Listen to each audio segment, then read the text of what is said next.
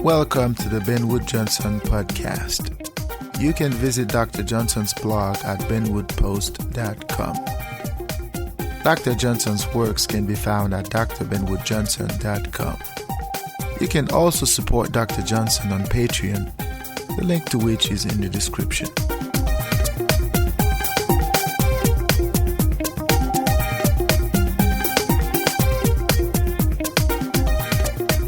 Hello. Welcome back. Welcome to the Ben Wood Johnson podcast. Today is July 5th, 2021. This is podcast number 69. Once again, I am happy to have you back for another episode of the Ben Wood Johnson podcast. Today, we're going to continue our conversation about crime. Now, remember, crime has different connotations, different understandings. But in this particular podcast or in this particular season, we're talking about crime from a philosophical standpoint. We're talking about crime from a philosophical lens. And what that means is that we're going to examine the concept outside the box. Okay, we're not going to go into some technical jargons as to, what so-and-so thinks crime is and how this particular entity, this particular school of thought defines the concept. I believe that crime has so many implications for the individual, so many implications for the person, that it is important to examine this understanding from a philosophical standpoint.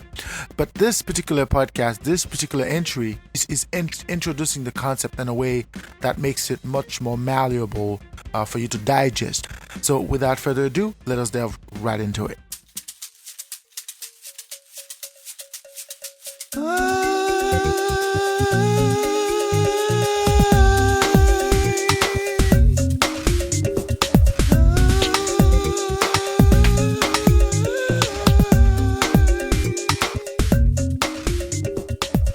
An important question to ask is, what is crime? Now, there are a number of books, articles, other types of materials, podcasts, audio, videos, all sorts of materials that are dedicated to answering this question.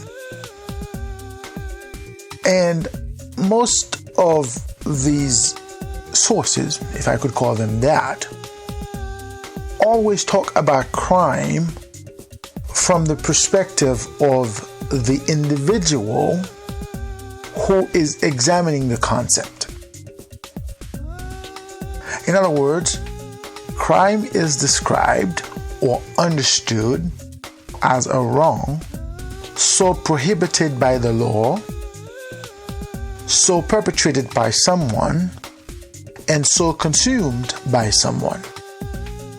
In other words, because of a law that says such and such conduct is criminal, any person who engages in such a conduct and the conduct itself has an impact on either an individual or society as a whole, the person who engaged in that conduct is said to be a criminal.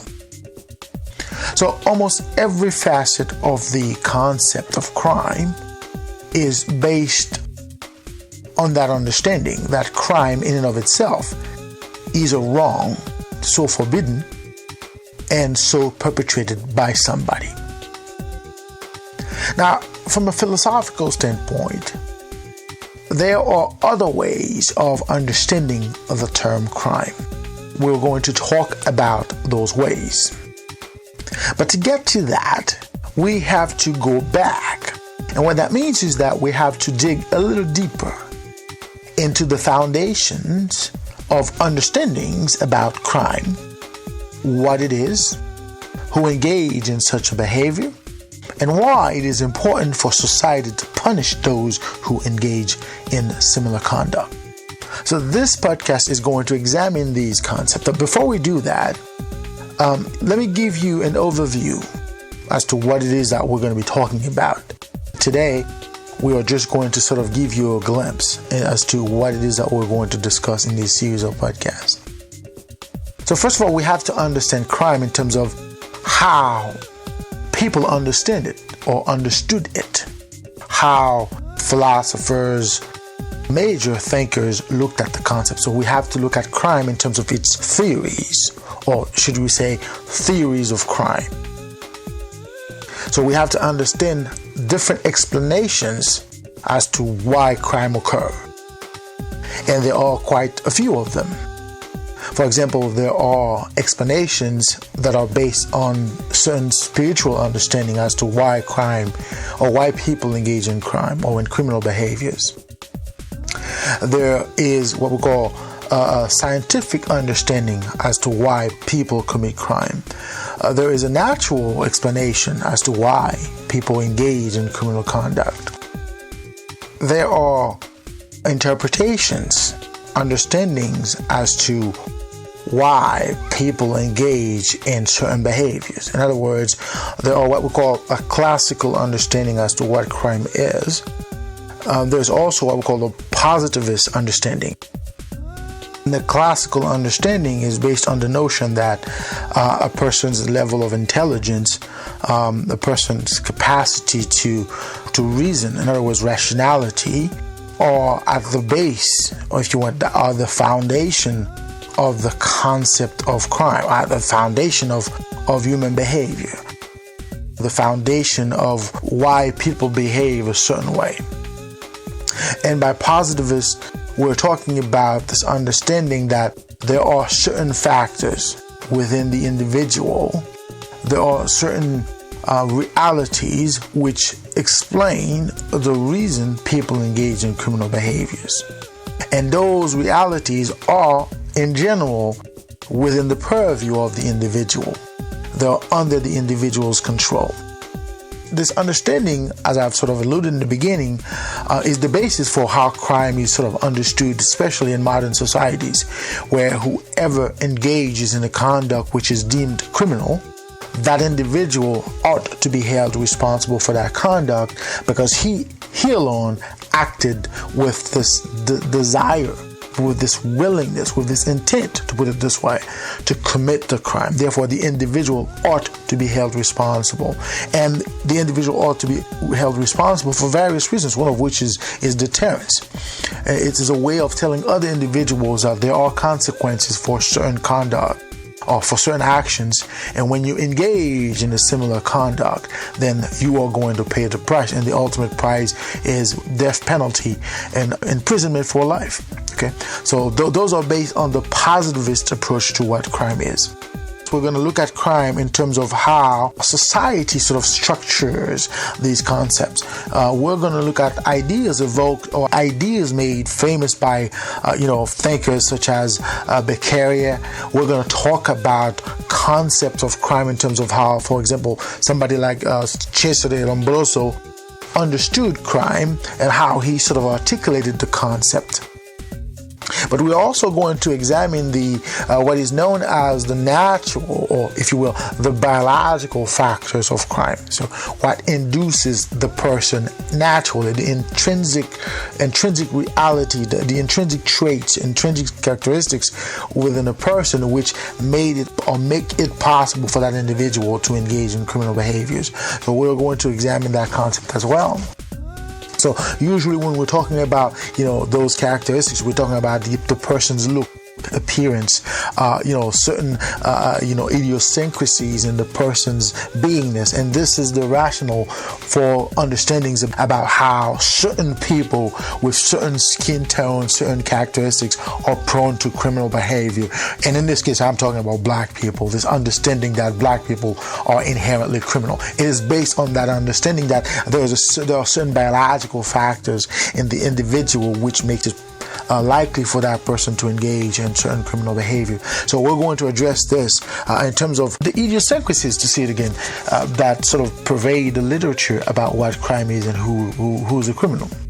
Within the concept of classical criminology, or classical approach to crime, we're going to talk about those or ideas which sort of explain the reason certain people are likely to commit crime based on certain physical traits, certain characteristics, psychological factors, for example.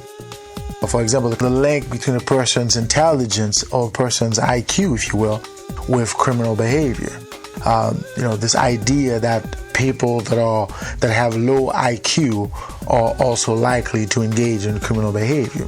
So we're going to examine these concepts, but we're also going to look at the understanding that environmental issues, particularly social issues, in this case we're talking about a person's capacity to provide for the self, a person's financial situation, a person's economic realities could also become or be a factor in whether or not the person engages in certain criminal behaviors. So we're going to look at all these concepts and try to make sense of them. So in the end, we're going to talk about theories which purport, why people commit crime. And we're going to sum this up by looking at the implications, the philosophical implications of looking at crime from these angles. Because one of the key factors we have to consider when we're talking about crime is the notion that criminals are bad individuals. They're bad people, right? So anytime somebody engages in a criminal behavior, that individual is inherently or intrinsically bad. Philosophically speaking, this is erroneous. This is false. This is a fallacy, right? And this idea that certain individuals are likely to commit crime, it's a fallacy. Crime is not inherent to a particular person so long as it is inherent in every individual. Because crime in and of itself is not necessarily a conduct or a behavior. Rather, it is a reaction to a reality which is define the conduct in such a way. And what that means is that if the conduct itself is not defined as criminal, it is not criminal in and of itself. In other words, if I were to do something that is not deemed as criminal, that act would not be deemed criminal, or I would not be deemed a criminal, simply for the fact that the conduct itself is not deemed as such. Once a conduct is deemed criminal, is considered criminal, and it is, I would say, it is codified as to be punishable under a particular precepts of law and whatnot, then that conduct becomes criminal. And if I were to engage in such a conduct, I would be deemed a criminal. So the criminality in and of itself has no inherency in terms of righteousness or virtue, right? It has nothing to do with being good or evil. The idea of being righteous and being a criminal is a fallacy.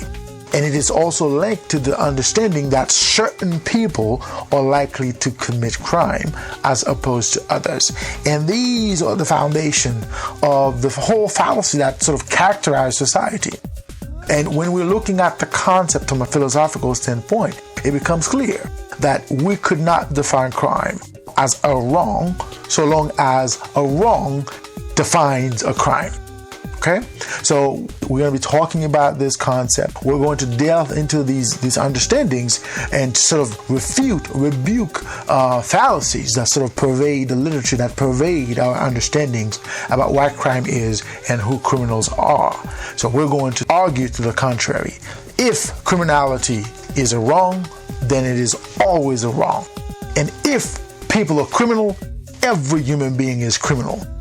And what that means is that those who kill for X or Y and those who kill for W and Z are also criminal. So there shouldn't be any distinction between those who kill because they are asked to do so, or those who kill because they are paid to do so, or those who kill because they face a situation in which they behave a certain way.